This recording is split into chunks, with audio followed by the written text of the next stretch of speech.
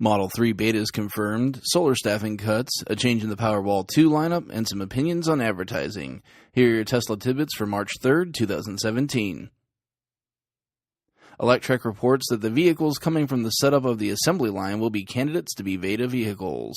To set this up, it should be noted that one of Elon's major performance bonuses is based on the Model 3 beta prototype. In the company's SEC filings following their earnings announcement, Electrek astutely found the following statement, quote, "We expect that the next performance milestone to be achieved will be the successful completion of the Model 3 beta prototype, which would be achieved upon the determination by our board of directors that an eligible prototype has been completed. Candidates for such prototype are among the vehicles that we are currently building as part of our ongoing testing of our Model 3 vehicle design and manufacturing processes," end quote. The statement did not mention how many of these prototypes that would be built, but there you have it, conclusive proof that the betas are in production. So, folks in the Fremont area, keep your cameras at the ready and snap those pics when you see them. While this shouldn't be a surprise, it's worth noting that it has begun. In another regulatory filing nugget, Teslarati reports that nearly 20% of the Solar City folks brought on to Tesla have been released from employment. This was an inevitability, as throughout the business, duplicate positions were bound to exist. The trimming of these redundant positions, while unfortunate for those involved, makes the combined Tesla and Solar City a leaner business, which was part of the case made to investors as a positive of the merger. On top of this, the filing noted a 3% decrease in sales and marketing expenses as well. Tesla is certainly attempting to send the message to investors that the acquisition will not drag the company as a whole down as many had thought. Electrek reports that before it really had much of a chance to even be sold, the DC version of Powerwall 2 has been discontinued throughout the world, with the exception of the United States. A statement from Tesla said, quote, "Tesla is committed to the development of industry-leading technology and ensuring we always provide our customers with the best products possible.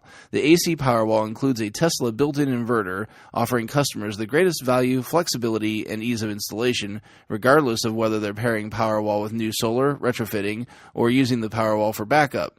As a result, we will no longer be offering the DC Powerwall, which was the same price and size of the AC Powerwall but did not include an inverter," end quote.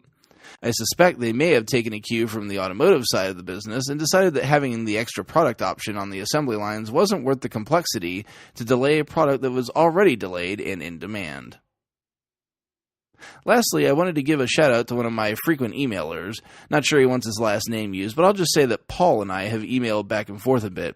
In yesterday's show, I mentioned being reticent to have Tesla be spending dollars on airing the winning advertisement from the homemade advertisement contest winner. However, I hadn't considered one benefit this could have, depending on the ad chosen. Paul makes the excellent point that the overall general public is still woefully uneducated regarding EVs. Many are unaware of why EVs are a superior way forward, and the right advertisement could provide this. It could be less an advertisement directly for Tesla, and more of a promotion of EVs as a whole. This is sorely needed to combat misconceptions of EVs in general, and given Tesla's goal is to, say it with me folks, accelerate the world's transition to sustainable energy, I think this is definitely a strategy Elon would approve of. Check out the links to today's full stories in the show description. Thanks to Teslarati and Electrek for being superlative sources of Tesla news. If you get some value out of what I do each day, please consider supporting me at patreon.com/Tesla Tidbits. As always, thanks to super patrons John Waltower, Drew Schuyler, Cookie UK, and John Waller for supporting the show at the $10 plus level. If you're on a tight budget, I totally understand, and always welcome your positive iTunes reviews, subscriptions across all services, and any other social media support you can throw my way.